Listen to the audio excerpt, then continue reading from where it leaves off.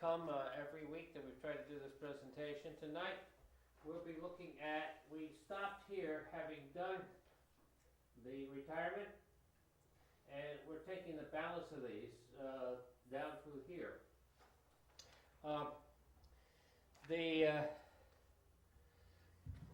As we have done in previous ones, committee will take the input that has provided us the opportunity to do a reanalysis of our judgment and so forth, and our judgment or our analysis, and recognizing that we haven't had and still don't have a lot of critical information that would be needed, such as a facilities report that has never been done. But tonight, as I said, we're traveling this last part of the area.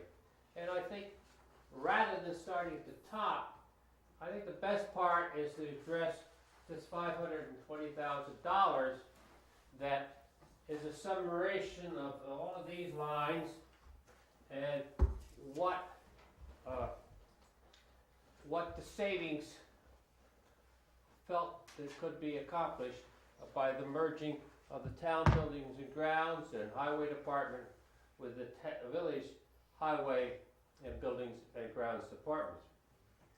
Now, rather than going through each one of these line items, I thought that it would be a better idea to try to put this together in a summary type of situation. We could handle it much quicker, and it might be much easier for everybody to understand.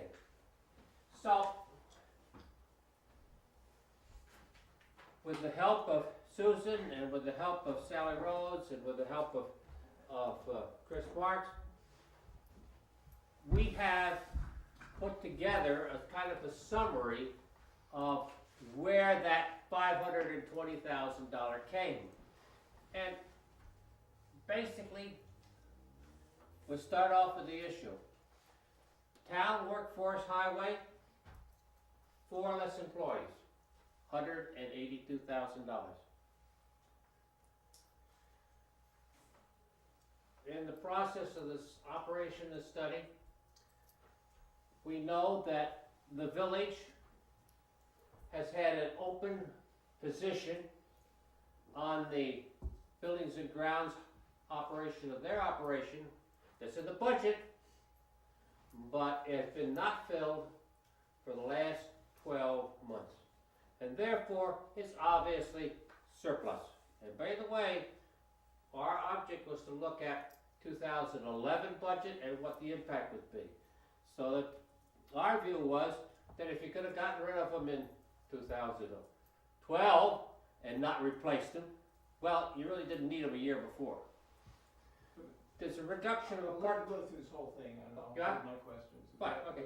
There's a reduction of part-time secretary. There's a part-time secretary in the buildings and grounds. Chris Marks has a full-time building inspector, secretary. And it was thought that one secretary can handle that job well enough, and we don't need the part-time secretary in the buildings and grounds in the village. In fact, if you had 2 secretaries, it'd probably cause you more trouble than having one.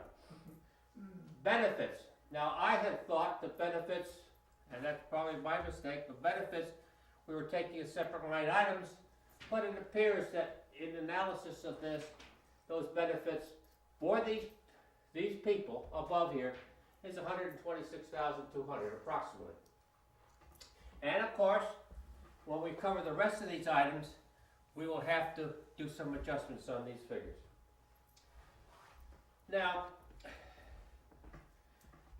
one of the things that Chris has been looking at and considering is that the question of mowing. The town and the village still have a tremendous amount of property that has to be mowed.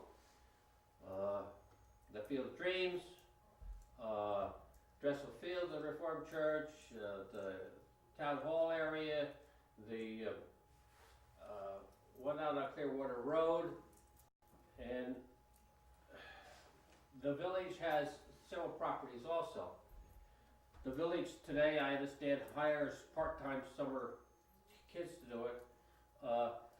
We're looking at analysis, and have an analysis of basically replacing that activity by subcontracting it and being able to get rid of, or not having needing of two less people. The problem that has that, and I think that it's not our problem of seeing this analysis, but it's the problem of future boards. Since the town and village boards have agreed to only reduce by attrition, this savings may be delayed. But, as I spoke last week, there are about 5 to 8% of people leaving every year, and the way things have happened recently, it may be a little bit higher than that. And so that this could be accomplished, maybe not by 2015 we decide to merge, but certainly probably by 2016. Elimination of town hall, we discussed a little bit about this last week. This is insurance, this is fuel oil, this is electricity, this is water, and similar type of bathroom supplies and all the rest of the stuff, that reduction. The village, today, when they have a snowstorm, they do the plowing, and then they go into an operation of physically removing the snow from the main street of New Paltz and carting it out to, most cases, carting it out to their entrance, or where the area is that you go down to the boat ramp that's part of the village boat ramp. At least that's where I've seen it dumped most of the time. They have to hire outside trucks to do that. They don't have trucks.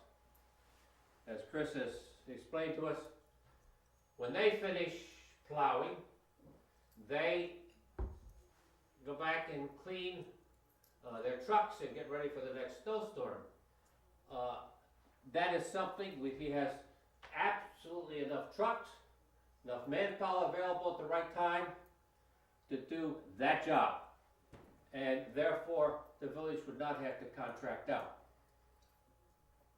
You know, there's one other thing that, and the last item, one of the things that the committee, the subcommittee that was looking at this thing, saw that there was a tremendous amount. I mean, you got a table saw, I got a table saw. We've got lots of equipment that the village has and the town has. If you were combined and consolidated, or at least operated as one, then you wouldn't have to have all that equipment. And one of those situations, one of those things, is that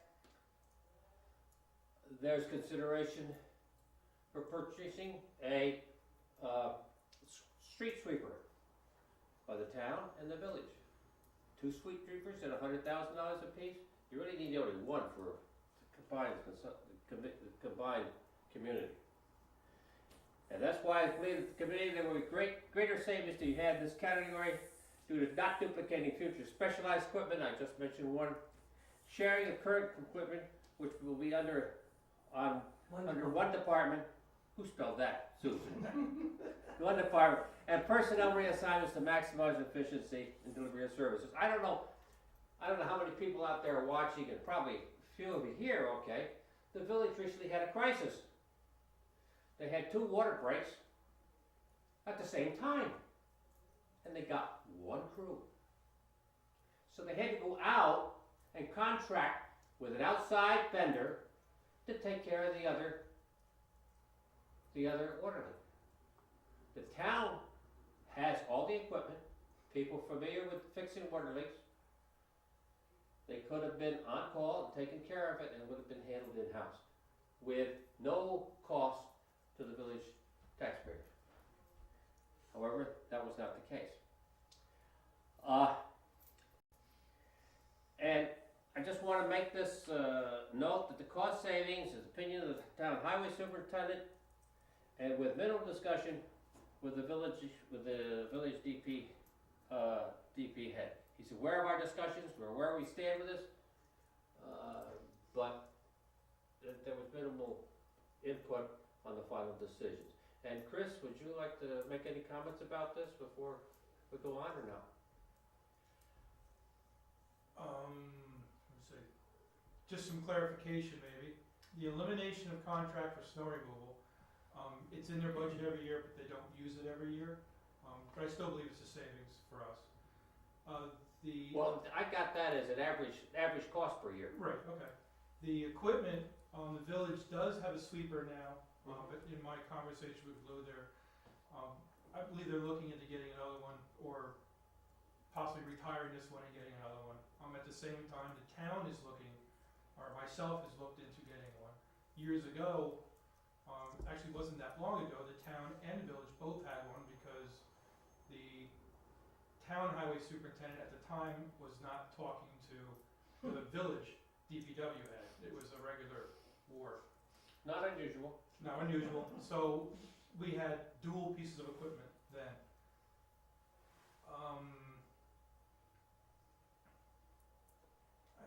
That's good for analysis.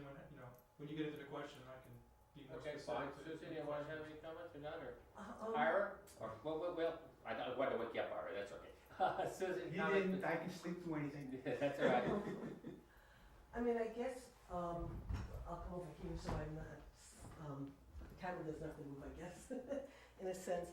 And I know what some of the questions are gonna be in terms of some of these savings have already occurred in the town to an extent.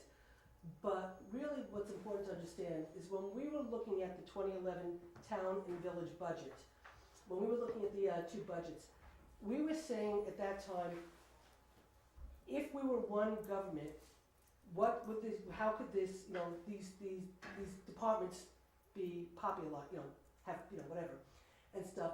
So we were in the midst right then of going through, we hadn't done it yet, but we were sort of somewhat going through our budget, where we were already looking to combine our building and grounds and highway. And so let me step back for a second. Because we really do believe that there's savings and consolidation, whether it's with the town and village, regardless, we believe that there's consolidations of savings. So we started to go in-house on our own to sort of say, how do we start to save money? Because that's what we have to do in this economy with, shrinking revenues and, people not having money anymore to pay for their homes and taxes and stuff. So we looked at consolidation on our own. And we said, what do we need and how can we make this work? And so, we started to make our own consolidation, and we sort of took the hard stands now, sort of as moving down into the future, if we should consolidate, we sort of already made a lot of the hard decisions in order to make it easier if we should consolidate. But when we looked at the 2011 budget, I was saying as we were going through this, saying, look, we think we don't need this position, this position, this position, so if we don't think we need it now, we don't think we needed it in 2011. So it wasn't like we took our savings and let that drive the train. It was like, if we believe we could do without this, we believe with a merged budget, we could do without it in 2011. And so again, for example, our water and sewer building and grounds department head, it was fortunate for us that he just happened to be retiring, because if he wasn't retiring, we still would have showed a merged budget with his position being taken out, because at the end of the day, if we merge water and sewer, buildings and grounds with the village, we don't need, a DPW, we don't need the head of water and sewer because the village has outside sources that use, that does the water and sewer and stuff. So, as we were going through this in a way, we were saying we don't need exit, like Chris would say, well, we might be losing somebody in the town, and we chose not to replace it because we didn't think we needed it in the town, because we had building and grounds people that could fill in because they had the licenses, but if we were gonna merge with the village, we sort of definitely didn't think we needed all those people. So regardless of the fact that, again, some of the things that we've already done in the town, and some of this doesn't reflect, like there's some people that are still in this budget that we haven't gotten rid of, but we're saying we could get rid of, okay? So we are reflecting that. But again, it's sort of, we really truthfully, it was what did we think we needed in 2011? How could we combine those two budgets? And then we just happened to be implementing some of it in 2013. And so, and honestly, I really do believe, and we all do believe, Chris believes, Dave believes, I know Ira believes it, you know, I really actually believe truthfully that this is an actual low number, because when we had the discussions about how we would merge the departments, we were very cognizant of the fact that we had Chris, very cognizant of the fact that there's Blue, and we sort of didn't want to step on either one's toes, so we sort of developed it with still keeping both of them and not having one, you know, be the head of the department, having one be the head of highway and one be the head of building and grounds, water and sewer. Truth is, if you really said we're taking personalities out of this, and we're not gonna talk about any people who work for the town or village right now, truthfully, we believe there should be really one head of buildings, grounds, water, sewer, and highway, and they should all be working together, and we believe that there could be some even more savings, but we were being sort of like conscious of the fact that we have employees here, and we don't wanna sort of step on toes, but But really, that's an like, eventual thing that's gonna happen. but that's why I'm okay? saying that That's right, okay. we believe that And there'll be more also, savings. Susan, that also, you know, step in this situation, I think that, you know, if in fact consolidation is not becoming a fact, okay, whoever the village, the town board is gonna have to look at seriously, replacing Bob Leghorn as a person. Well, that's The way probably, that that's probably responsibility. possible, absolutely, that's probably possible. But, you know, when you really look at the workforce of DPW in the village, and you look at the highway and and the building grounds that we have in the town, if you really, in an ideal world, really put them together and started to really allocate where the resources are needed, you honestly don't need as many people as we have. I mean, you can, you know, there are certain people in buildings and grounds who have the CDL licenses that can drive a truck. You know, you've got people that are in the highway that could actually go and, you know, take care of buildings and grounds. And so we really all do really believe that we could even have a leaner, meaner department if we were working together. We just tried not to go for the jugular to like, you know, like really, you know, take out more And people I than think needed. one of the other things, and that we really didn't get into to great discussion, okay, but I would think happen in a continuing consolidation, it is definitely important that you have skill sets for all the areas, all the important areas. And however, the workload, okay, in my opinion, okay, and it is not equally dispersed throughout the whole year. That's why I was about to get Okay. into that. Yeah, right. it's not equally dispersed, and so that's why this, is one of the things that was thrown in there. But there are other opportunities, I believe. Well, what you have right now, you know, if you know, you really want to put everything really on the table in a sense, is, you know, you have a number of people, you know, for snow plowing. We have more people on staff for snow, okay, let me put it, maybe try it the other way. When it's not snowing, there's not a lot of work to be done for the guys to do in the highway department in the winter when they're not out snow plowing. They can't go out mow, they can't be fixing roads, they can't whatever. In the summer, we keep them very, very busy because it's a short time and there's a lot of work to do. So you really do have a lot of people sort of standing around. I wouldn't say So- standing well, around, but just it's a question Of, of, you know, like, really, you know, needs. And that's not fair, they've but- been, and by the way, they've kept doing, and I credit Chris for that, trim of the roads along Henry DuBois, and if anybody's Right, noticed that exactly. recently, and. yeah. But I mean, the truth is, you could really, this is like the one area, honestly, almost out of anything, where you could probably see the greatest savings and really make the most efficient delivery of service by merging the two departments, and you probably would see down the road a lot more savings in equipment. I mean, we just looked back at 2011, what equipment we believed we could save at the time, but the truth is, like Chris said, you know, he's looking at buying a sweeper for $100,000, the village is looking at buying a sweeper for $100,000, but the community only needs one sweeper. And so I think in terms of buildings and grounds, highway, water and sewer, you know, and for me, it's not reflecting anything here, but, you know, if you really get away a little bit from the money aspect of it, in terms, I think that the water and sewer issue is probably one of the greatest reasons why I believe personally we should be consolidating, is because when you spend your time looking at the town outside the village, which is always feels that they're very hostage to the town, the village water and sewer. So we're always looking at how we can create our own water and sewer, and then you have businesses that come in, and then they invest money into their own sewer, and you have all these little pocket sewer things. When meanwhile, you've got a village sewer system that's problematic, that the DEC would like to see this, you know, state-of-the-art new sewer system that they want us to be building, and we could be taking all of the money that these developers are using to do their own sewer, and take that money and put it in work with the village to create a brand new sewer system for the entire community. And then we could look at planning and zoning of where we want to build and grow based on what's right for the whole community, not just what's right for the town or the village. So I mean, I really think that, again, we could just look at the numbers, we could fight over the numbers. Some of the issues are just so much bigger than the numbers in of themselves in terms of where the savings would be, but also where the future of this community would be. And I think, water and sewer is one of the greatest reasons for why we need to sort of start to seriously take this into account. And I think there's a lot more savings in here that you would really see if we weren't afraid on stepping on toes in terms of employees and all that kind of stuff. So that's all I have to say for the moment. Questions, I'll open it up for questions. I already have anything for Chris, I think Chris was, The only thing I just do want to comment on is we keep saying that we combine budgets. Pardon me? We didn't combine budgets, we combined actual expenses. So our figuring was not based upon budgeted expenses, it was based upon, it cost us $10. We looked at it and said, well, it cost us 10, if we merged the two departments, it would probably cost us 5. Because it's not a budget figure, these were based I'm upon sorry, actual. I made that. Yeah. I'm thinking of it. I think Chris Martin. Chris, did you have a comment? I just want to clarify the reduction of town workforce for employees as I saw it. And you're right. And the idea that I had about going out to subcontracting for mowing at first was to put the skill set people who I have on a mower back doing the jobs that their skill set is for. Yes. Not to say you don't need any skill to run a lawnmower, but Yeah. when I have a person with a water license running a mower, it's a waste of that person's talent. Thank you for clarification. In the future reduction of any employees, as I have seen it, that then back maybe to the mowing, that it would be only through attrition, and at that point it would be re-looked at.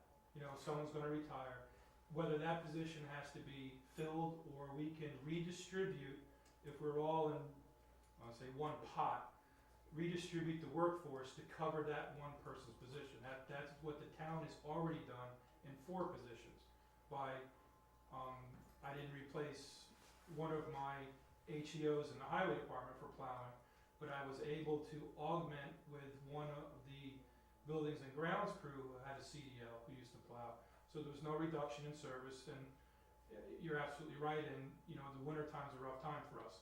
We're not as busy as, not that we're just standing around, but it's hard to come up with work that we can do and to keep everyone busy, which is, administrator's job. And that's only speaking for the town.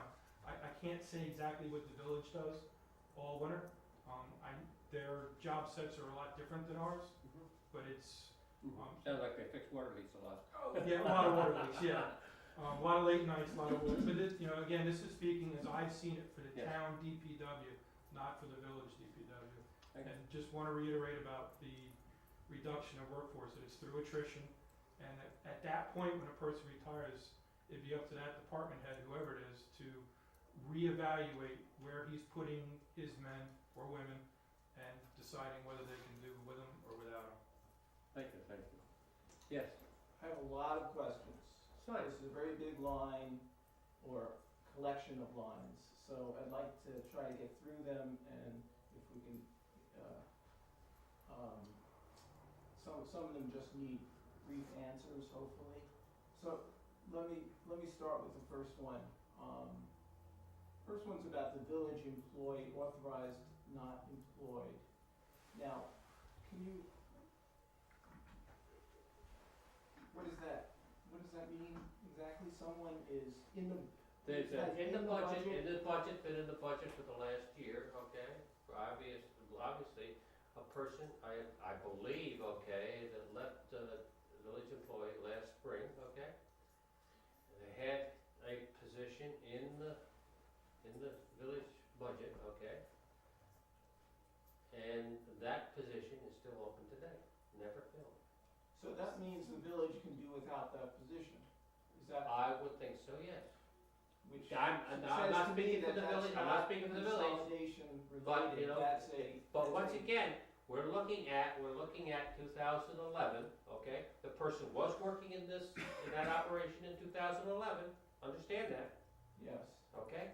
So that's just a reduction in 2011. well, it's We not are- consolidation related, if you wanna say that that person wouldn't have been working if some choice was made to do without that person, that would be the village's,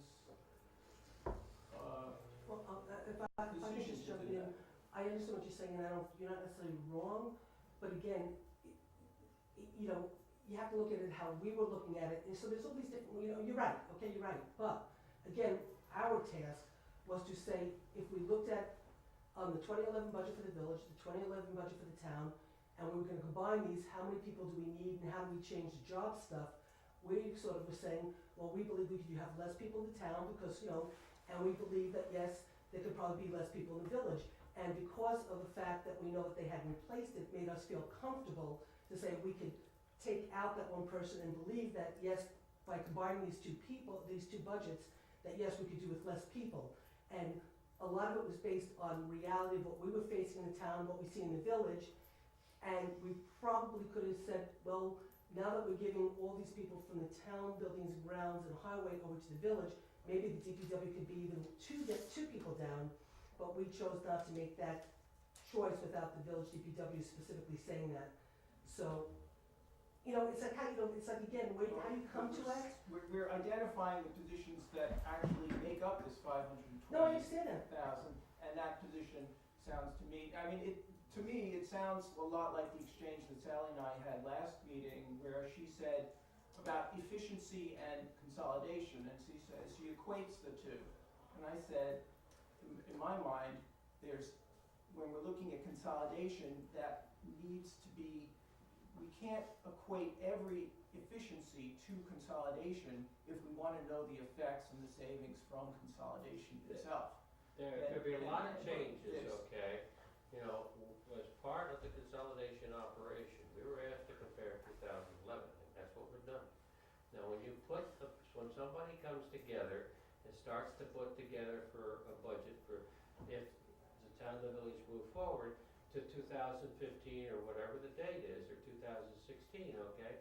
They're going to have to look at what would be the correct staffing levels, but they're also gonna have to look at, you know, what increases, you know, in regards to retirement, in regards to health benefits, and all the rest of those things. So they will all make an impact. And I hope in that process, okay, and that there is a cooperation with the village and the town, okay, so that they can address some of these things as Okay, I'm just trying to get specific here, and Michael, let me you took just, time to make a general presentation, so I understand that concept that you're That's right. you're conveying, but I'd like to hone in on the specific lines. okay, could I just though, I just wanna just say one thing, stepping back a little bit. There are some people who have worked longer and harder on the consolidation in the town before I came back, okay?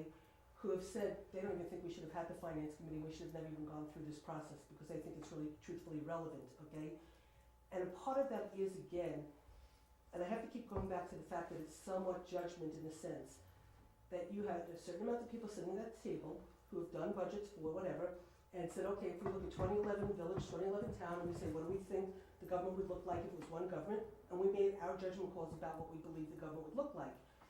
But again, you could have had 5 different people who could look at it and say, I actually think by consolidating, you know, the budget will be even greater and go up greater because I think there's more services as, you know, as a community that we should be putting in that are not reflected in the budget. And I want to add in $500,000, you know, $500,000 because I want to have in this new community picking up garbage. And I want to have, you know, a ton more people in buildings and grounds, and I want more building inspectors. And you could have had 5 other people come up with a budget that actually reflected 500 savings or $1.5 million more, you know, in the expense of merging the things. So again, it's sort of like Yeah, but a bunch of people coming together and saying, what do we believe if it was one government, we think, and you know, the government would look like, and so again, it's like in a way, it's really only our, you know, us sitting there and saying, do we agree, you know, if we take the 2 building departments and we put them together, how many building inspectors do we need, how many assistants do we need, how would this department look like? And talking about it round and round till we came up and said, this is what we think it would look like. Okay, is that a savings or is that an increase? And sometimes there were actually increases, there were places where it's plus 500, plus 50,000 or whatever. So again, it's really our thinking of what the budget would have looked like if it was two, whatever. And so therefore, you can argue and say you don't agree. That's fair, because again, everybody's gonna have a different opinion on what they think. We all had different opinions, you know, at the table, and sometimes we agreed and sometimes we fought, you know, kind of stuff. And then eventually, most of it we came to consensus, and a lot of it was really myself and the treasurer, because I do the town budget, Nancy does the village budget, and a lot of it was me and Nancy really going back and looking at our worksheets, you know, and sort of trying to sort of say, well, here's your worksheet, here's our worksheet, what's your person doing, what's my person doing, blah, blah, blah. Okay, how do we think we can make this work? And then coming up with, okay, this is what we believe, and smack that number down. So I don't think we're ever gonna end up really ultimately being Well- able to, I have more questions, but if you wanna. I just wanna say, so, because of that, I need other reasons Mhm. that convince me that consolidation is the answer. And- Because I can't just go by the numbers. I don't wanna go there though, we're focusing on numbers now, I'm sorry, but that gets us into a big Andrew, general Andrew, discussion that Andrew, gets around these numbers. I'm just gonna say, we're gonna go back to the This is numbers. only time we're Andrew, talking I about have to say, I agree with you DPW. heartily, and unfortunately, okay, what I feel personally has happened, okay, is that in terms of the belief of whether or not we should be consolidating and what this new government might look like, and the conversation about what this government could and should look like, has not happened. We haven't had the ability to have the conversation, and it's gotten hijacked over whether or not you believe in these numbers or not, and think our numbers are right or wrong. And so I happen to agree with you. I can take this, rip it up, because ultimately at the end of the day, what I truly believe, and then we'll get back to answering these questions, I believe in your heart, you have to really either believe we're one community or we're two. And if you believe we're one community, you've got reasons why you believe consolidating, moving together into one government's the right way to go, and you believe that there are benefits, whether it's from planning and zoning and infrastructure, whatever, you believe it's really the right way to go.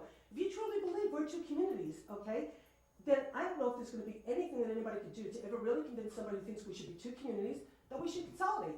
So I really do believe, at the end of the day, it's really in your heart what you really believe, where you think we could go as a community, where you think we should be going, and I would like to, eventually, and after tonight, thank goodness this will be over, and then if we should hire professionals, they'll have to go back and look at the budgets and come out with what they think, okay? And in the interim, we can then get into a conversation about, because I would like to talk a lot more about water and sewer, and start to illustrate the cost of keeping it separate and what we're losing. I'd like to talk about the one comprehensive plan versus two.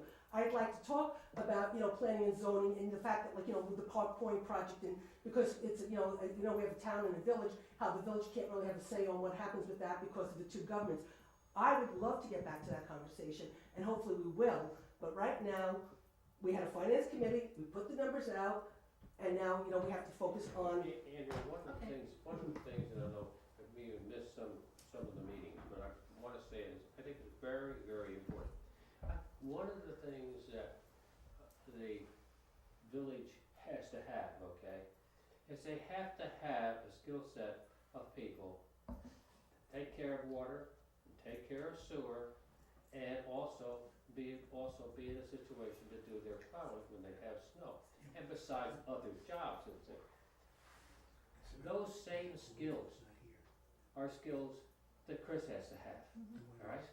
Or that Chris has to have as building and zoning. The point is this, that you may not need that skill 40 hours a week, 360 days a year, or 240 days a year, or however many they work, okay? But you have to have that skill set, and you have to have some backup. In my feeling, looking, Dave, you're speaking generalities again. We're here, I have questions. gee, I just I wanna already ask you- said, I have a list of questions. maybe I, And I'd like to ask the specific questions, you have specific numbers up there, and it's annoying me because we've spent a lot of times talking about the generalities. That's fine, I would like to hone in on these numbers first. okay, all right? maybe I could help just a little, I don't know if it's gonna clarify it for you, I'm not sure. When that employee left the village, I believe that the head of DP wanted to rehire him and wasn't able to fill that spot. I could be incorrect. If the money wasn't left in the budget, or the village board said no, that they couldn't do it, I'm sure he's down a man, I know he's short on people. By merging the two departments, 6 of my buildings and grounds crew would be put into the mix of this one crew, thus filling that one spot, and not having to worry to put that person back in the budget or hire that person in the budget since he's If you already, don't merge, he's gonna have to hire. since he's eventually. already in. If they didn't merge, then possibly he'll have to hire, I don't know if that Okay, answers the sorry. question, I don't mean to speak in generals. I'll have to get more information into that, but okay. It's just in how I envision And what what was our that person, departments- what department was that person in? DPW. DPW, okay. Okay, Yeah. Ira? Yeah, I just wanted to clarify on that, the salaries that we took out, that one person. Yeah. And my understanding is, when we were looking at consolidation, we said, okay, we don't need X. Okay, the fact that X is gone in 2012 just verifies what we were saying, that we didn't need X in 2011. I just wanted to Yep. get that thinking out. In other words, we're not that we said, we saved, that this is a saving. What we said, this person would have been a saving had we consolidated, because we would have eliminated that position. All the fact that he wasn't rehired says is, yeah, I guess you guys were right in that particular person. And that's all I wanted to clarify. The floor is open to you, the questions that you have. Okay. Chris, can you identify what 4 employee positions those are? That have been Or are left. they, yeah. Well, one for highway, and 3 in the one for highway town, and 3 in the town buildings and grounds, water and sewer department. And one of which was the. One of which was the department head. Which was Bob Lynn. Correct. Now, and instead of replacing Bob Leghorn, at least right now, what you're doing is Hired out the paying the consultant. consultant. What's the costs? 29,000 and change, Okay, and that's for water and sewer. Versus, so that, would have been probably over 80,000-90,000 for the employee. When I, so is that something that you consider continuing to do? Because I heard just before you saying you may need to hire well, someone like Bob Leghorn again. the reason they've said Sounds hire like- before is, I guess maybe not knowing where we're going, or hiring environmental consultants was a temporary thing to make sure that the fit was gonna work well for us and them. You know, they were checking us out as well as we were checking them out, make sure that there's a lot of paperwork, cause what they've done is now they've taken the official documentation and licensing and put it on their shoulders. Pretty much what the village has done for a long time. The nice thing about doing that is they're the same ones who contract with the village, so in previous years, I'm new to the buildings and grounds, water and sewer, having worked for the town and village before, there was always, I don't wanna say conflict, but there wasn't a lot of communication between the 2 water departments, okay? By using the same contractor, we bridged that, so where we're both using this person as the licensed professional, and going through him, we've eliminated a few problems that we had by less communication. Prime example is dirty water. When I first came back to the town as the superintendent, I heard, we've had dirty water calls all over the place. It seemed to be a pretty common occurrence. Through environmental consultants, we decided to flush our hydrants a different way. We learned a different way to do it. Since we've done that, I haven't had one dirty water call in the town in 5-6 months. I mean, it's just one way, but it brought us more together, it brought the communication together, and to me, it brought any overlapping work, instead of working against each other, and it wasn't the fact that we were trying to work against each other, it's just the left hand didn't know what the right hand's doing. What's the cost savings? Vice versa. But I Something I'm doing on the other side of town is affecting Blue in the lower side of town, and vice versa. So using them, now we've bridged that communication gap, so we don't have that issue where they shut something off, they don't break the pipe up by me, and I don't have those costs, or vice versa, I don't do something stupid, because these guys are, look, they gotta sign off on everything.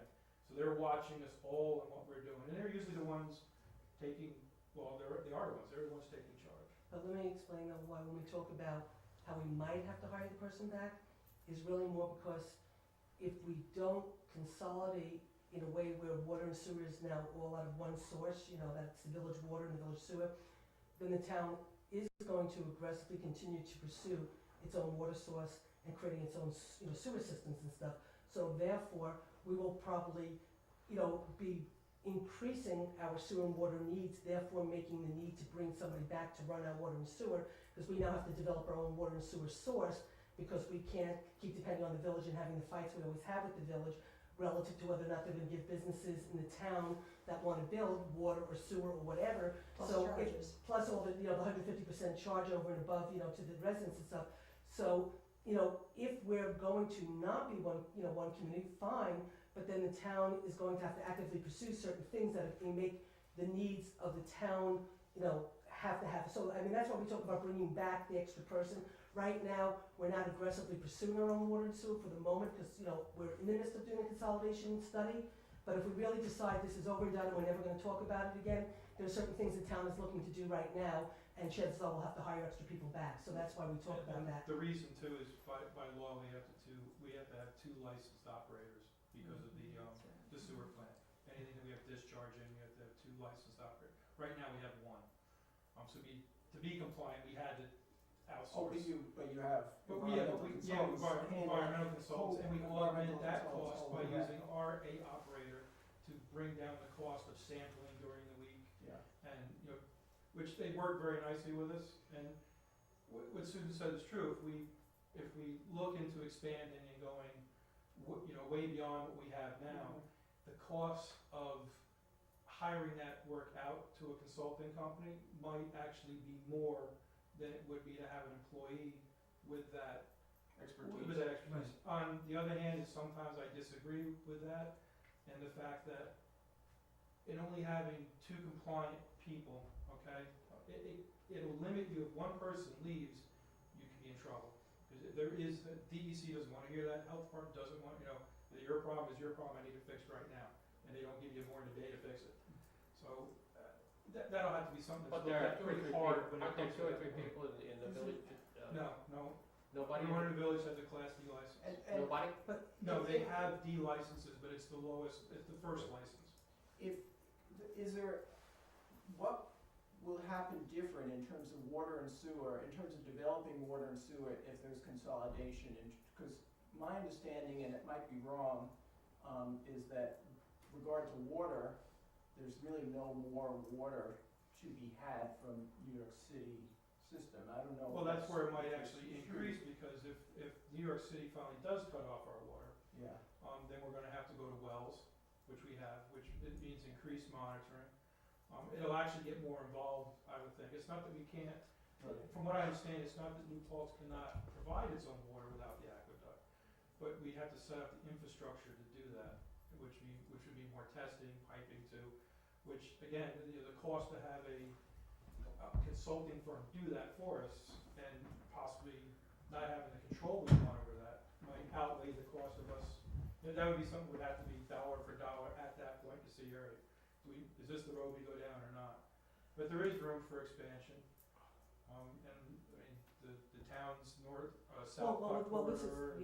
this is the thing, one of the absurdity of what's going on right now in a way, is you have a situation right now with New York City is saying to the village, you've gotta create another water source, so when we close you down, because we do that, whatever. And so the village right now is talking to Gardner, and they're talking to Lloyd, and they're talking about running pipes, to Lloyd, they're talking about running pipes to whatever. Meanwhile, we have an incredible water source in the town. We've already have studies, we've already had an incredible water source, we talk about developing that water source, but is the village talking to the town? So now meanwhile, the DEP is gonna come up with all this money to help create this alternative water source, but the money's gonna go to Gardner or to Lloyd. Meanwhile, the town has this incredible water source, and instead of taking the DEP money and saying, let's create this water source for the community, so when the village gets turned off, there's this town water source, and then when the city turns them back on, we've got this extra source, for us kind of stuff. Instead, no, the conversation isn't happening, the money could possibly get wasted, but meanwhile, the town is looking to develop that water source, and we probably will ultimately develop it on our own regardless, so again, it's like ridiculous in terms of, you know, moving towards the future, trying to figure out and solve problems and not having these conversations, and then having wasted taxpayers' money, whether it's the state money or our money, you know, instead of saying, how do we solve the problem together collectively as one community and figure out where we go, you know, they're just doing their thing, we're doing our thing, and it's crazy. So, you know, Yeah, Isn't it? you had some other questions, let's move on. On that issue though, isn't it that the city water department's gonna close down the aqueduct part that we're using for a year, let's say, and in the future, and so that's why we have to get this alternate source for the village, but they're not planning, as far as I know, to cut off the water forever, as they have these horrendous leaks and they have to fix them, and it'll take a year or whatever, and then it'll be back on the water system again. right, but however,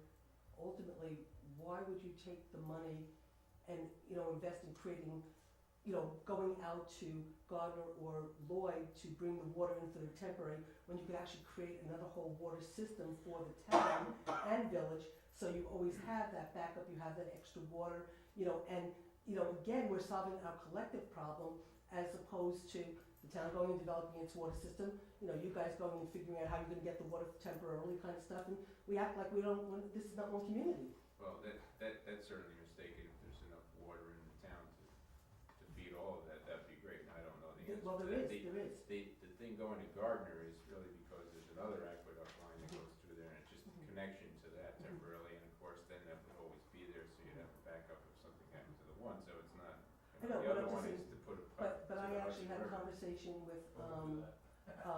actually with the mayor when I spoke to him about this, because, you know, the whole sewer and water thing, like, you know, starting out of sewer 6, you know, about the DEC not wanting us to fix sewer 6 and just go into the village system, and us saying we can't because, you know, you have to annex the whole entire, you know, community up to, you know, up there so we can be in the village system, and having this conversation, you know, I had spoken to the mayor, and the mayor had said to me, is there really enough water on the site that you're talking about in the town to feed the whole entire community? And I said, I believe there is, but let me call the engineer and confirm that yes, indeed, there's enough water, you know, in the source that we always talk about being a potential town water source. And the engineer said, absolutely, Susan, there's enough water there for whatever, but we don't have the conversation. We don't have the conversation, you know? So I'm not saying that ultimately taking the DEP money and connecting to Gardner might not be the right way, but has the village ever sat down with the town to say, how can we solve this problem collectively, and is there a better way to go? We don't even have a conversation. You know, so we'll go develop our own water source, you know, and, you know, and turn off from the village, you know, and you won't have us as a user, you know, and then, you know, it's a whole other dynamic. So instead of us figuring out how to work together to solve problems, you know, we sit there creating situations where we can end up hurting each other. Okay. But anyway, Okay. let Michael ask more questions. Okay, now, so I have comments from KT Tobin, who spoke to you, Chris, and she says, he walked me through the highway numbers in the financial report. All the proposed savings, $520,000 cuts, were already made in the 2013 town budget with consolidation in mind, including 4 positions, $320,000, and the remainder, $200,000, not buying stuff the village, he knows the village has. And she makes some more comments, but that's a little bit different than this. Well, this breaks, I think this breaks it out a little more than the discussion I had with KT, like that. KT and I spoke a lot about the, how I thought this department would look after it was done, and the savings I thought that would come from that.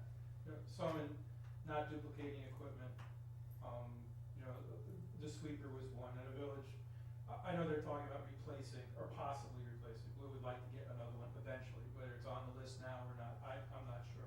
He has mentioned it, and it's, I remember it because he said, well, the new ones are $100,000, where when he bought this one, it was 70. And the town has the same problem, you know, looking into it. The difference with that is, I only need a sweeper for the beginning of the year to clean the roads up. Once I'm pretty much done with it. So it's kind of a waste for me to buy one. We talked about intermunicipal, doing work that way. Again, it's a communication problem. Not that we don't talk, Lou and I have a very good working relationship, we work off each other all the time. But it's hard to schedule large jobs with the amount of employees we have. Let me see if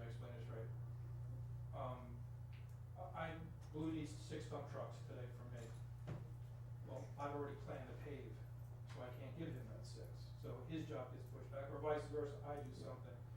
My thought of bringing it under one roof was that now we can use the town, well, we'll say, this new consolidation's all equipment to its utmost efficiency.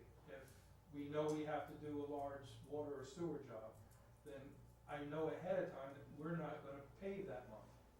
You know, I put that off, and this is stuff that we set up with contractors and pavers way beforehand, so you have to kinda, and of course then weather comes in, and that really screws up everything.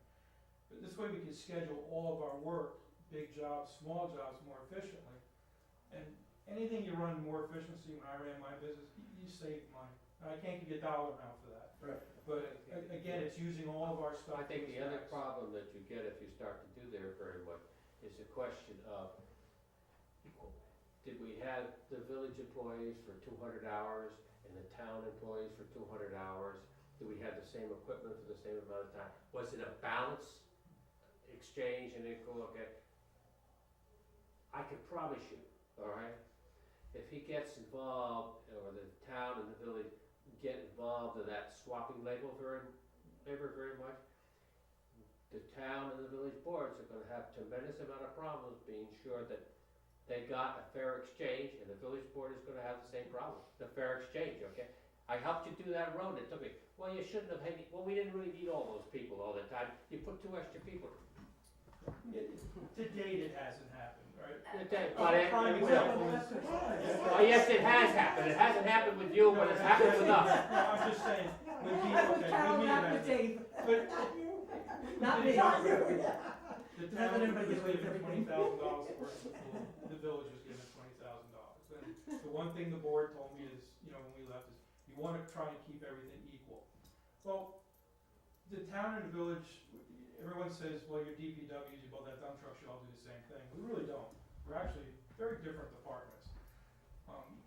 My crew is set up for doing roads, paving, ditching, heavy equipment, where the village is really set up more for water, sewer, it's called city work. Not either one is, they're both hard, they're just Yeah. different skill sets. Yeah. So there was no possible way we were ever gonna come out at the pool at the same way. They don't have a paver, I do. You know, they don't have the 10-wheel trucks that I do. They don't have the 10-ton roller that, there's just Yeah. no way. They have a very small crew, where I have a larger crew. So they couldn't put as many people there when they could. So they bought the material, so that offset our cost. And we're pretty close by the time, when it comes to dollars and cents. And I know the pool's a big problem, because that's usually where all the fights start. When I worked here, that's, it's just a nightmare. But as far as it keeping it equal, it's very hard, just because we both do this kind of work, we're very different. Now, on the videos, listening to some of the meetings, I heard, I don't know if you said it or you were I think you were quoted by someone else, because I think it was a meeting you weren't at, because you were only at, I think, one meeting, October 22nd, of the financial committee.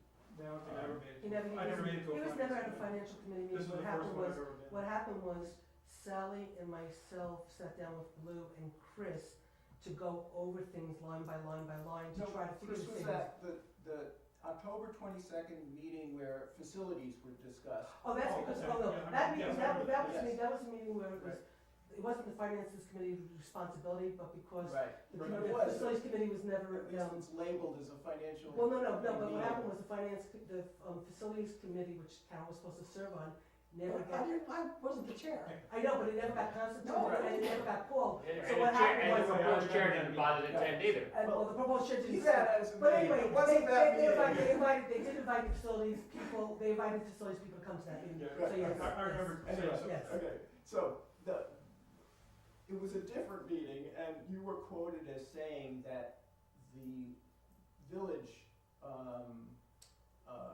department is run very efficiently. Mhm. In fact, you don't even, I don't know how Blue does it. I think was whoever was And I quoting still you believe said that, yeah. that. So, it seems like that is if that's so, then yeah, there's economy of scale, but you do different things, and the village is right now running very tight as it is. Well, I can expand to that, but Yes. I mean, I've a lot of admiration for Blue and his crew, they do a great job, but in speaking with Blue, is that they're just barely keeping up. So all they're doing is emergency work, they're not doing, infrastructure work. If you know you have to go out and repair 10 curb boxes, there's no way that he's gonna be able to get that done with the amount of work that he has every day, 'cause he can't, it's very hard for him to schedule that with a reduced crew. Yeah. That's my comment on it, you know, that they're able to keep up with a very small crew of Yes. what they're doing, because again, our skill sets are, we're the same, but they go through a lot more hoops than we do, you know, water, sewer, fiber optics, gas, electric. You know, you just can't go dig a hole in the village and not hit anything. We're a little safer out in town. This is another reason I thought of merging the two departments, because in my mind, our buildings and grounds, water and sewer department would go over to, we'll say for now, the village part, alright? That increases their crew by 6 people. In that change of 6 people, I would like one of his crew who works as a part-time mechanic for him to come and work as a full-time mechanic for me, alright? Right now, they bring their equipment out to the town garage, because they don't have the tools to work on heavy equipment like we do, or the expertise. He's a great guy, but he's learning. So that would increase their crew by 5 people. So now instead of keeping up with just the emergency calls every day and all the garbage, now they can actually start to push ahead to get some of the infrastructure that they haven't been able to touch. Now, a few years ago, again, I was running my business, I guess it was a disagreement with the mayor and no money was spent. I don't remember the mayor's name, or they were running the departments very beyond frugal, as I'll say, you know, very little money, and they lost a lot of ground. They weren't given money to do the stuff that they needed done, and they slipped backwards. Now, because Blue is good at what he's doing, he's been able to keep up with that and get back with this administration to a level that he's back up to keeping up with all the emergency work. He just, and his own words, that it's just hard to keep, you know, gaining ground on it. And a lot of his personnel, by putting we'll say my 5 people into that mix, and then depending on how we structure the department, I don't think I honestly think that eventually we'll be able to, through attrition, reduce the amount of people we have, alright, by subcontracting some of the less, I don't wanna say demanding, less specialized work, and then catching up on both of our infrastructure work. You know, it also helps in another way that, right now plowing, alright, I have nine guys in a big storm. Now, all of his crew, I believe except one, has a CDL. So that means they can be put into the mix. Now, we start plowing very differently. I start with a full crew and work down. He starts with a small crew and works up. Reason being is so I've got more miles. If we were to put these two together and come up with a plowing route like we've done in the town, now we can start to bring in people. Instead of running my 6 guys or 9 guys all night long, now we can start to stagger the crews. We do shift work. You know, this 6 is in, or this 8 are in, you know, we'll say his and mine. It'll all be one, who's ever running it. And town and village. Now, when their shift ends, so many hours in the truck, we rotate to the next crew. So we're not beating up our employees. And we're keeping, we don't follow DOT law. Those trucks are actually emergency vehicles. By all rights, we don't even have to follow traffic devices when we're out plowing. We all do. But it gives the crew a little breathing time. Because after you spend 8, 10, 12, 14 hours in a truck, you're shot. It adds to a safety thing. And also ideas, the snow removal. Now it was brought up to me once on how that will work. It's true that they contract out, right? But when we're done plowing, basically because our jobs is trimming trees, ditching roads, culverts, we're done. You know, we go out, we check snow banks, make sure things are pushed back, signs are straight, fix a lot of mailboxes. And, by, his crew is still cleaning streets, sidewalks, intersections, cause it's more condensed than the Yes. village. My idea was if we had that large amount of crew, that we split the shift, because we can't do snow removal on the side streets during the day. It's a nightmare. Now we split the shifts. Half the crew comes in during the day, so that gives us coverage for the town and the village for emergencies. The other half of the crew comes in at night and cleans side streets with the equipment we have, with no overtime. This is part of their shift now. So now it's not now, let alone we've cut out the snow removal costs, now we've taken the overtime out of that. Now, I've done something like this with our buildings and grounds is, I've had the highway crew plow our facilities, open them up, we'll say, emergency services, the PD, the rescue squad. And when the storm is all over, then I bring in my buildings and grounds crew and they plow out and shovel walks and all that. Without having them come in all night, the minute I call someone, I have to pay them 2 hours no matter what, contractually. But my highway guys are already out with trucks with plows, so there's no reason to call that crew in. So how much is the overtime run? Well, It's a hard question, but it's a variable. How much snow do we have all? Yeah, I mean, you know, the last storm, I just wanna try to, is there a way of quantifying that amount? I would have to go back and look at, I mean, 'cause every year's different, Okay. like last year we had Yeah, nothing. obviously, You know, right, you know, so we were it out- really does. We were out depend mowing on lawns just season. about, you know, in the middle of winter, but and this year we've had more, but where they've normally, we'll let's say $5,000 worth of overtime, and don't hold me to the number, I'm just throwing, in my buildings and ground, I've probably cut that down to 1,000 by augmenting with the highway crews. And I still believe, as long as the administrator is open-minded and able to multitask and to put the people where they need to be, that we're actually gonna be increasing services. We're not decreasing people, we're actually gonna increase the services and the efficiency that we do it with. And eventually, because we're not duplicating some very expensive equipment, and or buying it together, where we used to, the problem with my job is being an elected official, that I could pretty much, for 2 years, and I'll never get elected again, but say, I don't wanna do that, which has happened. You know, the highway superintendent refused to pave the parking lot in back of town hall, and they had to get another town to do it. That's just insane. So for 2 years, I could tell the town, you know, I'm not doing anything. It's, I asked him, you know, it's counterproductive to have someone do work on it, 'cause there's no communication, there's no working together. No, And it'd be so nice to be able to bring everyone under the same roof. in fact, what you're conveying is a lot of ground has been covered just by having cooperative people in both town and village.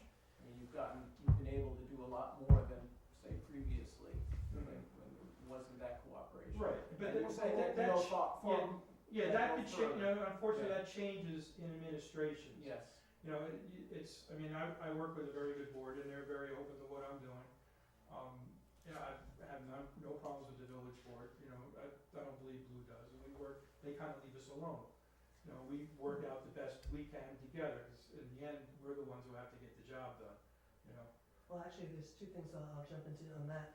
I mean, on one hand, Mike, some of the benefits and savings that Chris is talking about is because we started to do, because we merged our own, highway and building and grounds.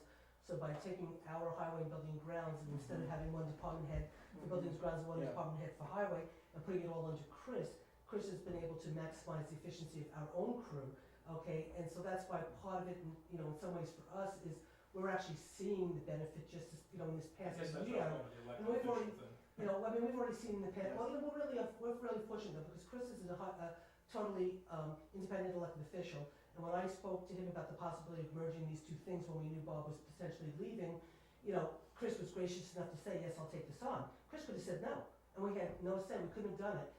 it's because of Chris being willing to do it, okay? And when Chris leaves, we could find ourselves having no choice but to have to go hire back a buildings and grounds guy because You know. Chris is we have no planning on choice. leaving either, by the way. Yeah. State law. Historically, okay, when No, but I'm just saying, no, by law. I'm saying by state laws, the highway law is such that if the next highway superintendent comes in and says, she's I'm just not gonna doing, worry about I'm not highway. doing building and grounds and I'm not doing water sewer and screw you, you know, and all the savings that we did and all the changes that we made will just go out the window and we've gotta hire all these people But back. that can have a permissive referendum that can change No, that. it's highway law, it's highway law, Yeah, a highway superintendent, It's highway law. superintendent. yeah. In It's my highway job law. description I is read half the that, things I do. that the highway superintendent can be, you We can could make it choose- a Yes.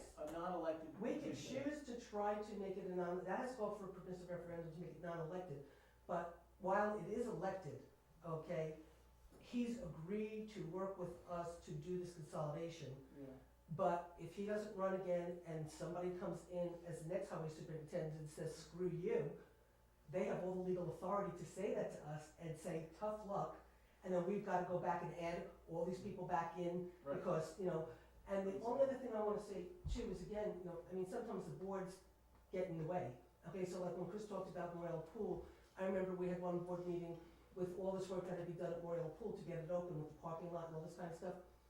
The boards were having problems with each other, okay? But we approved getting certain things done, certain people said, okay, it won't get done until next year, other people, blah, blah. You know what, the next day, Chris and Blue just went, they got up there, they did what they had to do, they took care of paving everything, they opened the pool, and they just said, you know, like, take the town board, village board members, put them aside, we know what we have to do, and they went and did it.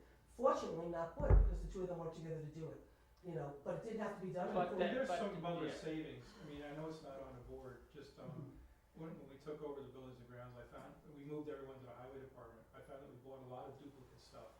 Small things, generators, tools, some of the stuff that I've been buying for the highway department since I took over, I mean, they had 10 of. So, you know, and I'm sure, small stuff, and the small stuff mounts up to big stuff, so I'm sure you'll, if and when this ever did happen, if, you know, whatever, that we'd probably find that same thing. So our buying all these things, it cuts it down. Now, of the 4 people, one of them we already talked about. The other 3, do you see that the town is going to refill those positions? Because of the time that they were let, one retired, 2 were laid off. I was coming out of the mowing season. Now, when we get back into our mowing season, we do the ball fields, the pool, you know, all the recreational parks for the town. It might be hard to do that without the extra staff. Again, my thought is now I have highway staff to augment if I need some help on those days.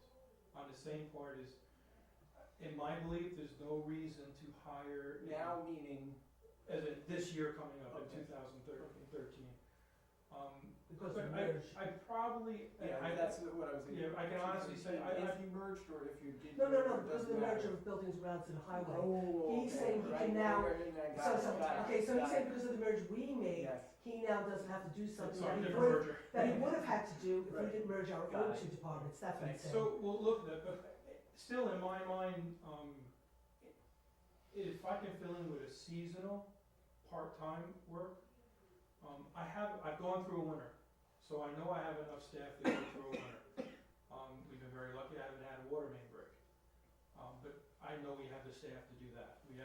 That's basically the same amount of staff, and I have backup with Blue. To me, there'd be no reason to rehire. Now, Bob's a different story because he had the A license. The other ones, no, I would definitely shy away from hiring. Again, it's more of a learning curve. I haven't gone through a complete summer.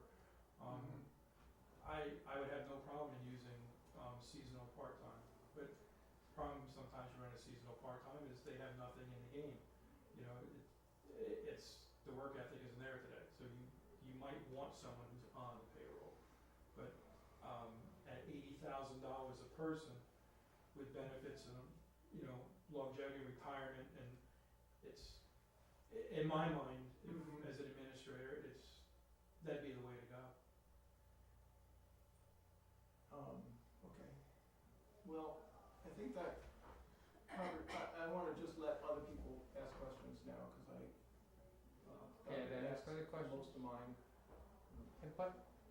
The questions I regarding? do, I have one question about the plowing. Mhm. If you, when you do a night crew, are you able to do that, without paying overtime? No. Okay, A lot of it depends on the storm, but no, as normal, I mean, our normal is a day, right, day because you were crew. saying you could, with Right, Blue's but team the and yours thing would together, be you is have to to cut- balance. It's not so much to save overtime, it's to save the employee, to give them a break out of the seat. And Right. so when they come in, they're a little fresher, a little more rested, and you're running 60,000 pounds down the road. After 14 hours, you hit a pebble in the road and you're just about Right, to jump out of the yeah, seat. So it'd be a nice thing, and, I think our efficiency would increase. Right. And only you had less because you're mailboxes not- too. we probably wouldn't get so many mailboxes, which it's been rough this year. It's a new Yeah, equipment. ours got hit, because let me ask, I mean, right now, you can't, because of the contract, not pay overtime if you bring them in at night or something. What you were saying is you could possibly do 2 shifts, and that would become the Right, regular work you- schedule. So so in other words, under the present circumstance, Rebecca, no. But like this, at one point, I don't know if you remember way back when, Fred Betchen, because he really believed that the schools belong to the community. And so like right now, we have to pay to use the school for Friday night or Saturday for the games and whatever, and pay, all this overtime for the custodial staff.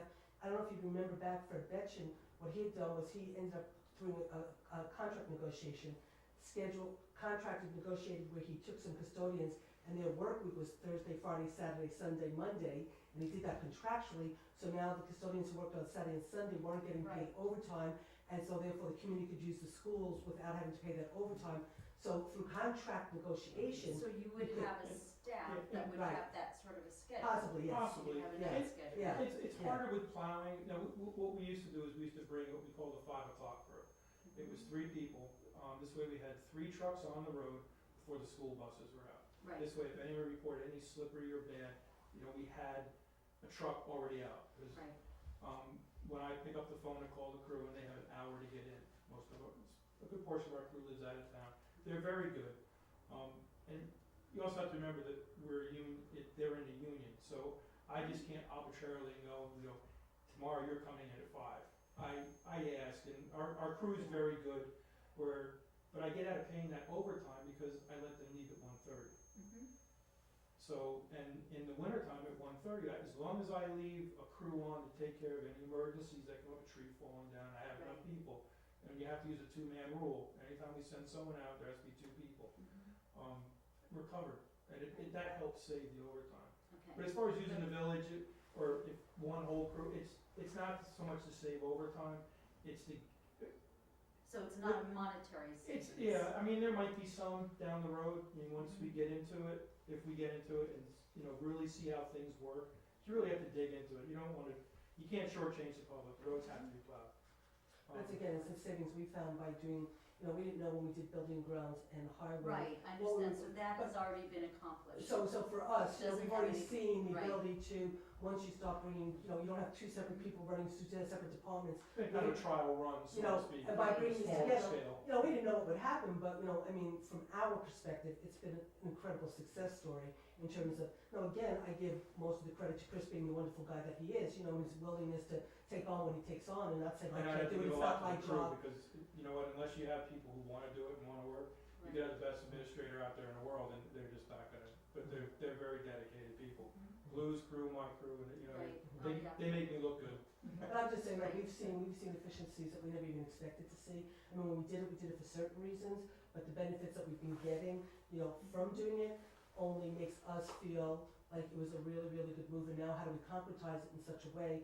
So say the consolidation, I mean, again, there's 2 parallel paths, because it's consolidation, but we still have to operate as a town and decide where do we wanna go as a town, Sure, and stuff. So, there's questions like, in other words, should we basically start to look now into going from an appointed highway, an elected highway to an appointed highway? Because then this way we could appoint Chris, and then and that the building and grounds highway now is under one person, the next elected official can't come and say, I'm undoing that, and then sending the town back 5 steps, you know? So are there things we need, and we've only held off on doing certain things because of the conversation with the consolidation, but I mean, I think I could feel pretty comfortable saying the town's gonna start to move forward on what we need to do to be an effective town while the consolidation is happening over here, because we can't stop living in, and you know, we've seen the success that we've been managing by just doing, so we have to start to put things in place to protect the town. And this is one of the issues, it's like, you know, the great, benefits we've seen that are over and above that we just, I think, a really, really, really effective government, I think it's been really great. Okay, Andrea, you have input, questions? No? Do you have any more to take, now, on this issue, we have to talk about the question of benefits, that we haven't discussed yet. Dave wants to go on to the next line. Oh, fine. But, okay? Didn't you already talk about all of No, he's talking about that. Okay. These items here, we talked about this, okay? Okay. But these particular ones down there, and now we picked up this one, which is state retirement, okay? As I said when I made the presentation initially, this question of benefits, 126,200, okay? Now, at the time that we figured these benefits, we were talking about, I believe, 9 people, okay? And of those, 4 were these, okay? So, actually, we've added a person and a half here, okay? Do you follow what I made? Look at it. In other words, when I did this analysis, we were talking about the 9 people, okay, I believe? Is that right? Yes, well, Okay. that's. 9, Yes. okay. And when, and so these equates to 6, okay? So basically, 9 becomes 10 and a half people of benefits. But since we're talking about 126, we pull about 70,000 out of this, 60 to 70,000 out of this, okay? In other words, I've got to reduce this by about $60,000, 60 to 70,000. Then, I don't follow. You mean I'll- because it's I'll- in here and. Michael, because we're Michael, talking Michael, about these Dave, two let me- guys' Dave, benefits. let me explain Oh, real that's, quick, the benefits simply. are in now. He's just saying that in a sense, when we were doing, because when we did this, we, did an estimate of how much we thought we'd save in state retirement. Yeah. But then when we because we kept going back and forth on a lot of the stuff, Dave was just saying that some was counted in here and there, and he just has to align it to. I got a make double sure count here. He I just got has to- double he count just has to here. take a I little got bit double out. count of That's 4 all. people in here. Ah, However, I see. okay. So, but when I say I have a double count of 4 people, that's true, okay, but there's More, 1 and a half here I didn't He add, just has to okay? realign it. So, yeah, these figures come down a little bit, okay, 60, 70 total, so forth about that, okay? That's And right. by the way, okay, that's 2011, as we talked last week, okay? For example, the state retirement went up 80% in 2012, and then on 2013, it's up 80% from what it was in 2011, so Well, for it savings is is done. really, okay, critical, okay, that even if consolidation just eliminates a few people, including elected officials, and the 1 secretary is still 2, okay, the way this benefit picture is going, it's worth more every year. I mean, the impact is greater every year because those things are increasing at much higher than salary rates are. Well, what's happening right now is when we're out, and I did an analysis, if you paid taxes, you would have gotten my letter when you paid the taxes, and I explained the increase in retirement from over the past 10 years, how much it went up and stuff. We're almost at a point now that pretty soon our budget will be paying more, we'll be paying more money for the retired people than we're paying for the people that are working.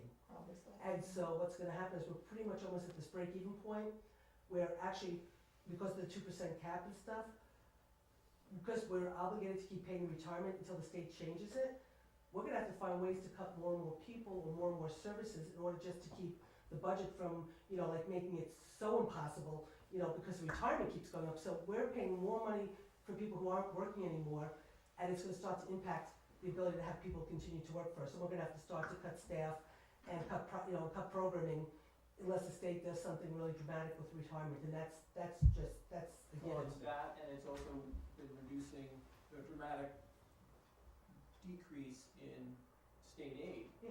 for the So it's a two-edged sword, municipalities. it's a two-edged sword, but if you Pulling actually, money out in, but if you pull back my, multiple yeah, ways. absolutely, but if you pull back my letter, cause we looked at the retirement over, cause I like to do 10-year tracking and Yeah. stuff, and you look at the 10-year retirement in terms of that number, like, I mean, I think it was like the police might have been like 50,000 maybe in like 1990, in like say 1993, say the police retirement was like 30,000, where it's now $600,000, Well, okay? David, in my time, there was no, for a while, there was no, we didn't put anything into state retirement. That's right, there were a couple years, You a don't couple put it years on. to it, So- from so what I now had, it's- okay, so now- that they were making so much money up there that, Yeah. So Jake and Cal. on their stock markets, they didn't, they So said you Michael, don't have to so pay their retirement this budgets- year. their Big budgets, they had Big zero- error, but that's, They had zero in Right. state retirement. Mhm. My budget this year has $1 million in Yeah. state Yeah. retirement. Yeah. Okay, so if our budget's only $11 million and $1 million state retirement, but 10 years ago it was zero in state retirement, what's gonna happen,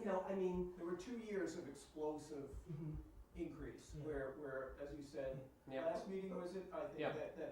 that, the state just handed that okay, problem down to yeah, the. but it's gotten worse, to the because like okay, I inherited somebody's budget, I didn't do the 2012 budget, but I had to, what they estimated for, retirement for the police and for everybody else, I ended up getting a bill towards the end of the year from the state, we have no choice, we had to pay it. It was an extra $150,000, I think, for the police, and I think it was 60,000 or something like that for the regular employees. So we had to come up with another $210,000 that wasn't even in the budget in 2012 for retirement, that the state just, in October, sent us a bill and said, this is what you owe us, tough luck, go find the money, okay? okay, And I'll just add just one other real quick, social services, the 2012 budget had $60,000 in it for social services. We just sent a check to the state that I had to sign today for $80,000 that was just for the last couple of months.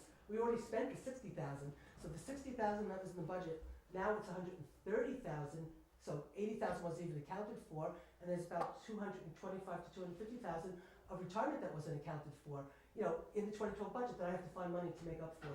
So whatever we've saved here has gotten eaten up when, whether it's social services or entire retirement. And so, again, going into the future, it's like, like I keep saying to people, how can you keep delivering the services if you don't find another way of, delivering services? It's just that, I truly don't believe we can keep going down the same old route. I mean, I think next year, if we don't make some dramatic changes or figure some things out, we're gonna have to start looking at, do we have a youth center or not? Do we close down the community center? Do we open the pool up for so long? I mean, how do you've got to balance it somehow, and there's certain courses that are so out of your control, there's nothing you can do. And Other than Michael, revolution, which I this think we with should. Employees and how we could restructure is, that might put that off without using services. Be able to cut our operating costs, because we make no money, we spend it. Whatever, we start a truck, we're costing the town money. I hate to put it that way, Yeah, but it's the truth. I wouldn't be so quick as to put, and again, I'm not 100% speaking against consolidation. My focus has been on the numbers, Mhm. but we have a major problem, obviously, and all the municipalities in the state has it, and it's, we can't make the mistake of saying, well, we gotta do something, so let's just do this because it will save, you save where you can, but obviously this is a tremendous problem, and it's, and from the taxpayer point of view, you have the school district is also that it's coming, the pressure is increasing there too, so. And I have to agree with you, I mean, but again, I'm gonna just go back, because again, like I said, sometimes you have to, depending on how you look at it, for the seven, take the money out, back in 1997, when I was running, 1997, I only served a year and a half, and I didn't have the same kind of problems with retirement back then and all that kind of stuff. I was only in government for 6, 7, 8 months when I realized, the conflict between the village and the town, and the ability to deliver services and operate as what I thought was a rational way of moving forward as one community.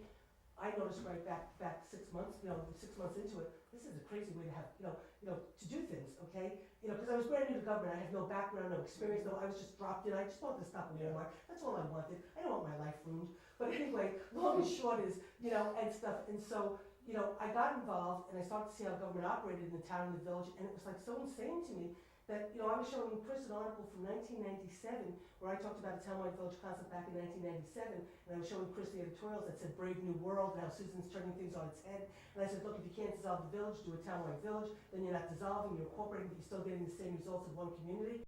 And I showed it to Chris, and Chris was laughing and said, Susan, this was 1997.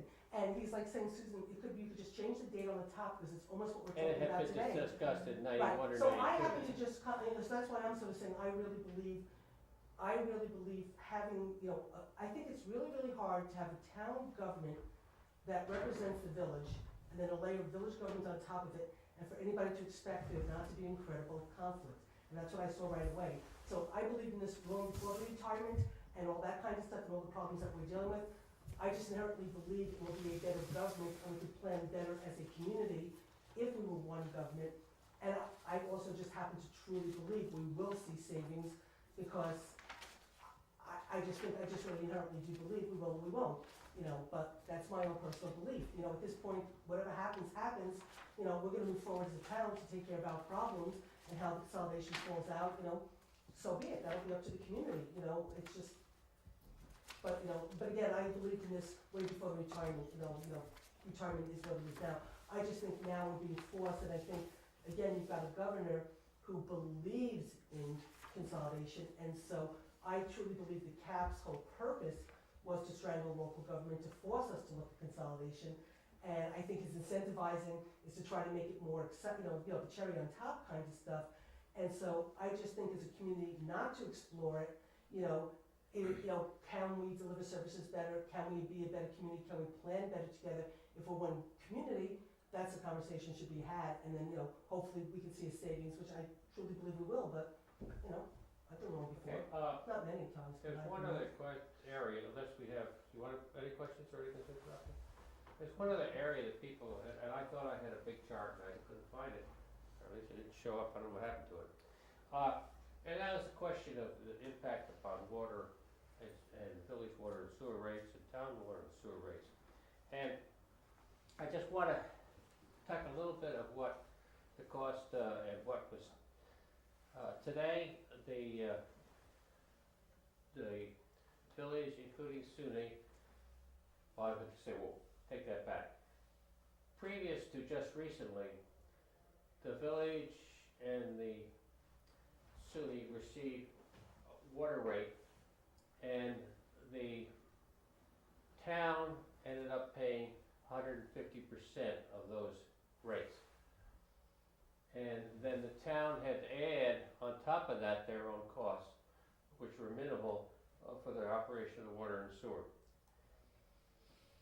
Of course, the town, the village, and I believe the town also has recently changed, where rates are now based more upon consumption than just the use, however, looking at the way the rates were previously done, I took, with the help of the village treasurer, the cost of the operation. And she had data as to how much the town was billed for water, how much the SUNY was billed, and how much the village residents were billed, and how much their usage was. And basically on consumption. And the village had 61% of the total usage water. The town districts used 18% of the total, and SUNY New Paltz used approximately 20.5% of the total usage of water in the community. If we became a merged community, or coterminous community, the assumption therefore would be that everybody in that would have the same water rate. And the impact of that would be that the village and the SUNY residents would, without any other things, would see a 9% increase in their water rate. 9%. And the town residents would see a 27% reduction in their rates. Hooray. Right, hooray. I'll vote for that. They're up for that, okay? And this would also, and for sewer, follows basically the same figures, okay? So it's water, you base your sewer rates based upon how much water you use, okay? Now, the way the village and the town have changed, where there has been a change, so it's not just higher users pay a higher rate, as I understand it. Am I right about that? I believe Right now, based What? on the new water the rates. new rates, okay, I don't know really what that impact is, okay? My guess is, okay, is that the village normal family unit, okay, would probably end up paying about the same amount or less. And the higher users, both in the town and the village, would be paying a higher amount for water than they are today, or for what they were yesterday, okay? And that these figures, these percentages, for the average user would be closer to what they are before the merger. Dave, if I understand what you're saying, because we never talked about this in our committee, so. No, I know that, okay. No, I know, so I just wanna, so I can clarify maybe, because Yeah. by saying village water would go up 9 and the town would go down, but.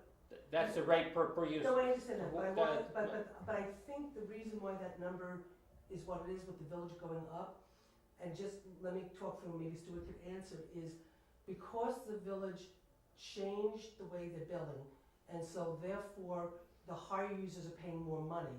Yes. Because there are higher users in the village, because you've got Woodland Pond, which is a very big user, and then you've got the college, which is a big user, so you have more higher users now who are paying a higher rate, so therefore the cost for the village users has gone up this much now.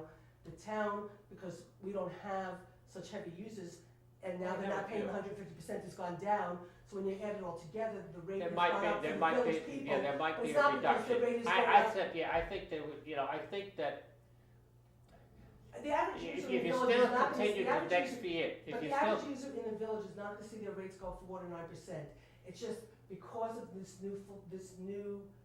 that's what I'm saying, it'd probably be Right. less than that. Right, I just wanna make Yeah, sure. The people- normal thing would probably be less than that. Right, The situation was set up to have a tiered system. Yes, So for the first so many gallons, you pay this rate. Yeah. And then to urge water conservation, mhm. the higher use that you go up, which affects the big users the most, of course, such as the college. and they will affect the big users in the town as That's- well as the big. that's why I'm just If saying there that's are, not- then, Is- I'm sorry. The thinking is that the bigger users have the wherewithal to invest in water saving kind of technology. On water, They're not only looking that, at but if you're at the university and you have X number of students using the water, you can put in water saving devices, but you can also maybe have, you people don't want to pay as much to go to college, well, it's costing us more because of the usage, so let's have a program of using less water. Yeah, Those kind of things. I would think the SUNY usage and the cost would go up. As I say, the big users, the large users, both the town and the village costs would go up.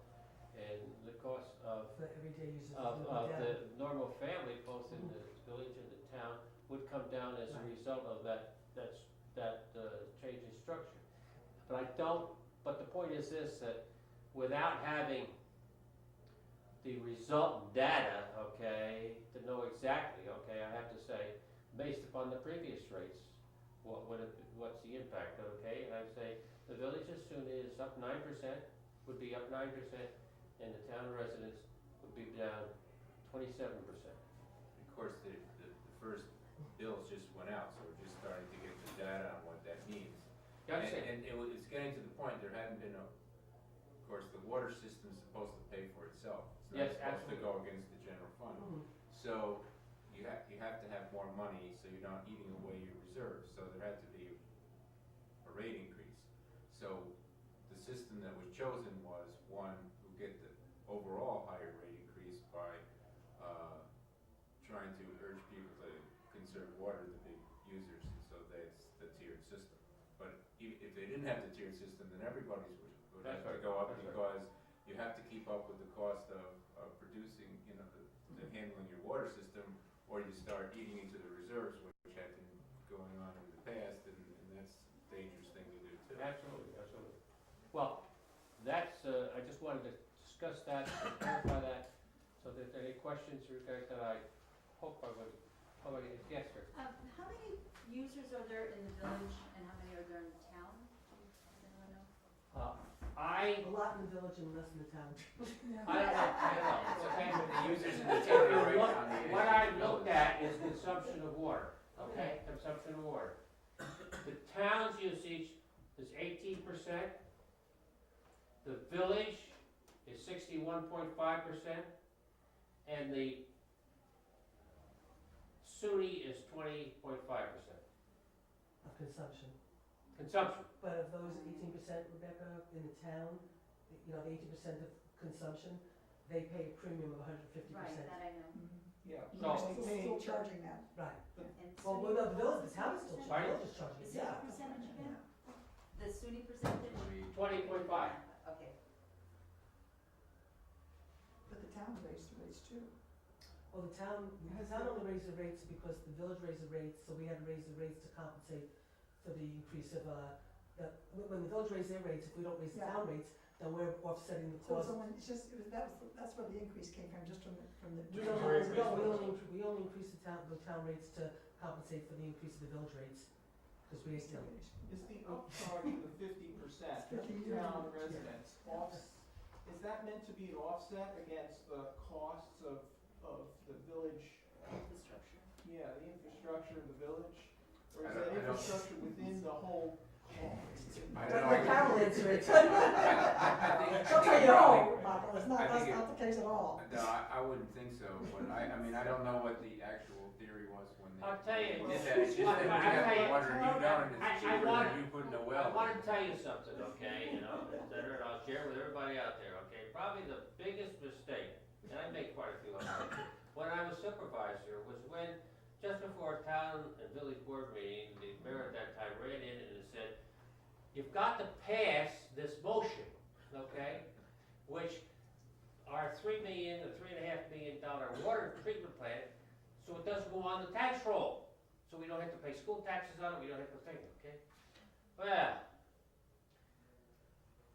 all the town members, of course, just got this dumped in their lap, okay? And I mean, dumped in the lap literally with a couple hours before the meeting, and some of the board members didn't hear about it until they came to the joint meeting. The question was, okay, should we, approve this, all right? Or allow taxes to be significantly paid on that property and therefore be passed down to the users both in the village and the town. And not being too sharp that night and not realizing, okay, what I should have done, okay, is recommended to our board that said, we'll approve this under one assumption, that the village cannot charge the town more, not a percentage, but more than they raised the village or the SUNY rates. But I wasn't thinking very sharp that night, so I made a mistake. You And if that's- you understand, like, what he's saying, in other words, the village water system is on town property, and the town exempted the village from taxes on that Right. property. So instead of saying, fine, you don't wanna pay taxes, you need to protect the town water users, instead, it's like, fine, you can have the exemption, by the way, our, Biggest you mistake get I ever any made. deal, And anything if Tom else protected. Douglas is watching this, okay, tell him like, Tom, I made a mistake that night. So in other words, the town. And so did Carol, she was on the board. The town water users got no benefit out of it, and the village benefited. That's what Tom's, Dave's Yeah. trying to say, So you're saying that there's no basis for that 50% upcharge? 150%. We don't think Well, so. it's 150. Well- We don't think so. Well, She's it's- well used, so ask Connor. Wait, if you're, There may be some other reasons for that too, small amounts, so I don't Well, think you know you what, can say off the top of your head. I will that's tell how- you that way back when I was supervisor, prior to Carol coming in, we kept being told it was leakage, leakage, leakage, you know, that we're paying for all this leakage. So we hired Dave Clauser to, and I'll never forget, because Carol was in the audience knitting and stuff, and she had always told me I'd never get the village to reduce, you know, the extra money that they put on. She said, she'd never live to see it.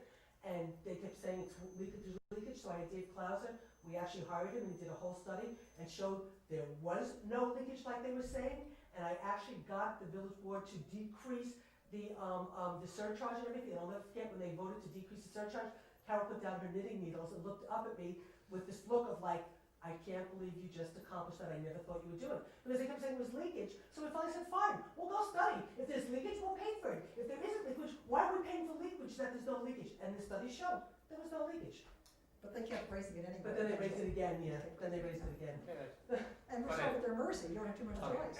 So what might be said Yeah. might not be Yeah, the truth. so that's it. No, but I base the situation, okay, and it goes back even way before my time, okay, and that is that when the town wanted to extend activity, up 299, okay, and they said we wanna use village water rather than making a water system, okay. And the village fathers at that particular time said, well, we'll give you water, but we've got all of this stuff that, infrastructure that we've built over the last 50 or 100 years, okay, and if you wanna start using our water, you know, you're gonna have to try to reimburse us for all the investment that we've already put in there. I'm sure that that was the argument method at the time and has some legitimacy, okay? There's not a question about that. However, since that time, which was in the early 60s, I believe, and those additions, okay, you know, any of the additions that have been gone to the water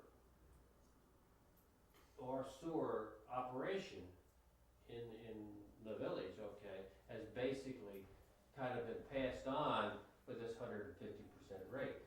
If there will be people to tell you, okay, that when the village got the original approval to build the sewer plant down there, okay, the sewer plant that was built about 60 years ago, all right?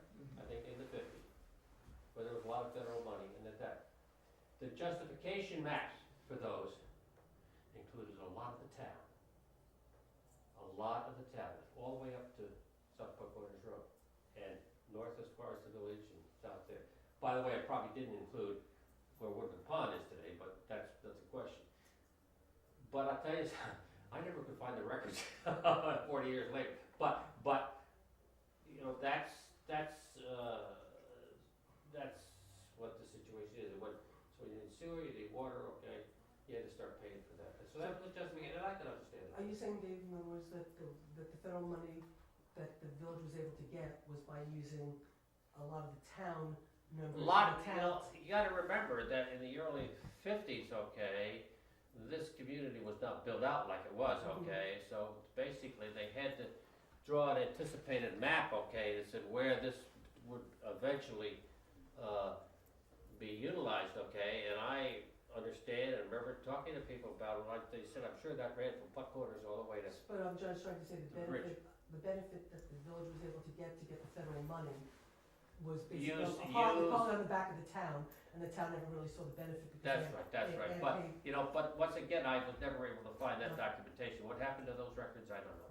I think you got, I'm all for putting all of these districts together, and so say that off the top, but I think we got 3 former supervisors here, if we had 3 former mayors, then maybe there would be a better discussion. No, I'm not being critical, I mean, Wait, I could just, when to be the town? I just want to say one thing though, notice how these 3 supervisors all talk to each other. Okay, No, this, so you, any other questions? Michael says, I asked him this question, and he says Jason vi- and Tom do talk. he believes the What? village, Jason and Tom do talk. Oh, he believes that the What about- I village, don't know about Terry, I don't know. Excuse me, Rebecca, yes, she's going from her husband for a change. he believes that the village is charged a higher rate by New York City for out-of-district users. There you go. And he doesn't think the village makes money on this, it's a break-even proposition made by New York State law. It is fine. No. Carol doesn't seem to agree. You know, You don't think that's true? if that's, New if York that's City- true, New York City it may wasn't have true when I was raised the supervisor, rates. so all I have to do. What? Yes, Ira? Yeah, as far as those rates go, this goes back a ways, because the town did an audit on the increased rates, because the village was allowed to charge administrative fees, has nothing to do with the rates from the water board in New York City.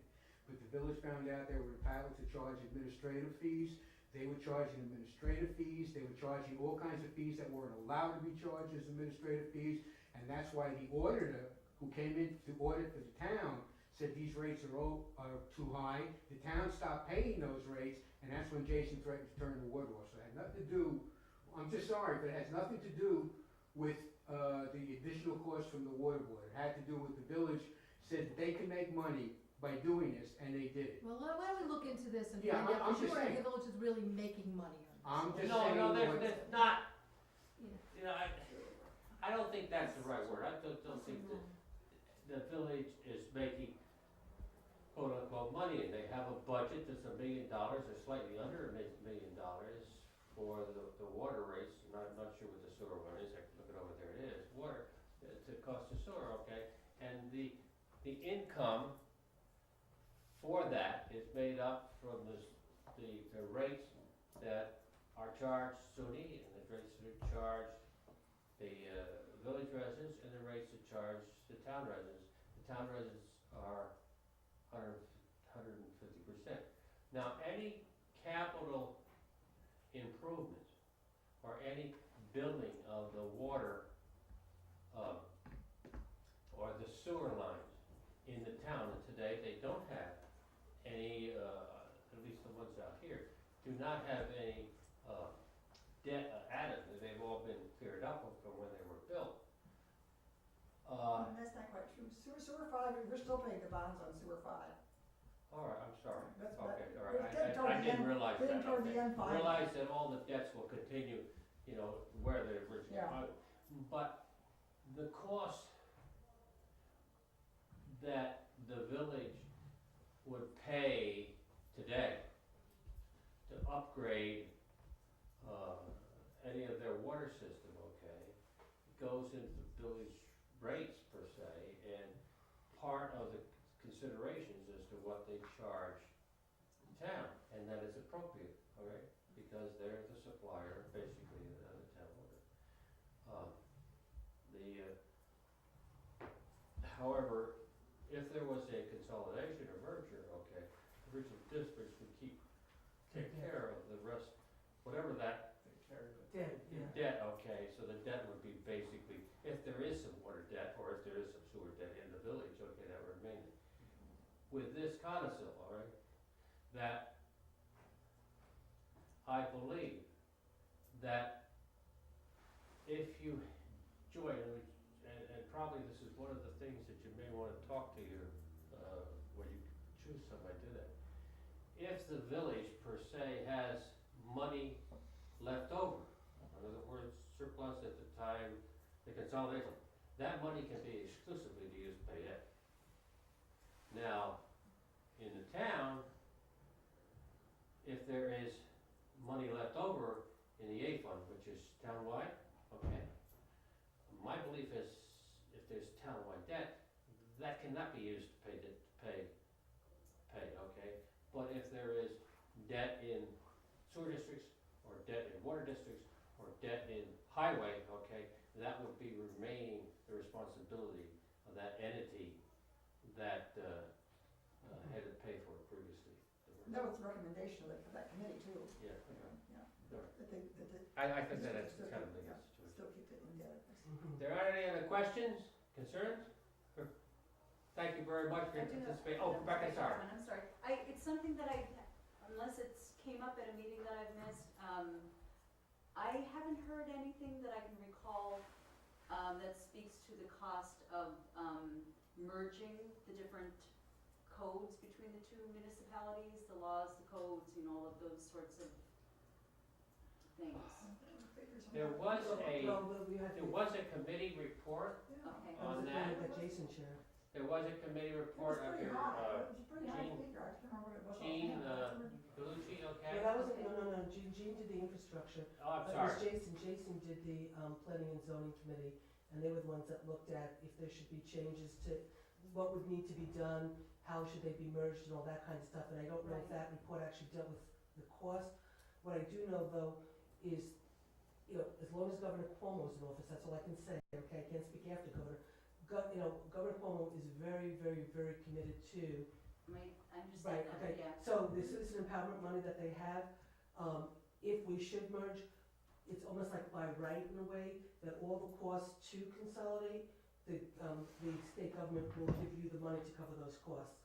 So whatever the cost is to do that merger, a lot of that does That's get covered by them, that's because part of, it's considered what, you know, the obligation, like, they understand that, in other words, and what a lot of this is all about is the fact that, you know, money's been given to a lot of people for studies, and then you do a study, but then you can't afford to spend the money to implement it, so it goes on the shelf. So what they're trying to do, and I just learned this all at the Association of Towns when they did a whole, you know, talk about it, that what they're committed to doing is saying, we understand, we want these studies, if they look good, to go through completion, and so we're gonna put our money where our mouth is to help the community be able to take all the steps that it takes to get to that that consolidated government. so, And so there's basically a separate fund just for yes, that, yes. not, So there's money to Not study, there's money to study, which the town and village got the 50 grand, that right, was to study. Then there's actually, if we should choose to hire a lawyer to help us develop a plan of what this new community would look like, if we ever get to that point, it's almost as a right, that basically we apply for the money, it's a rolling, it's not like, you know, there's a certain, it's whenever you're ready, you apply, and it's almost as of right that they give you that money, because they want you to get to the next step.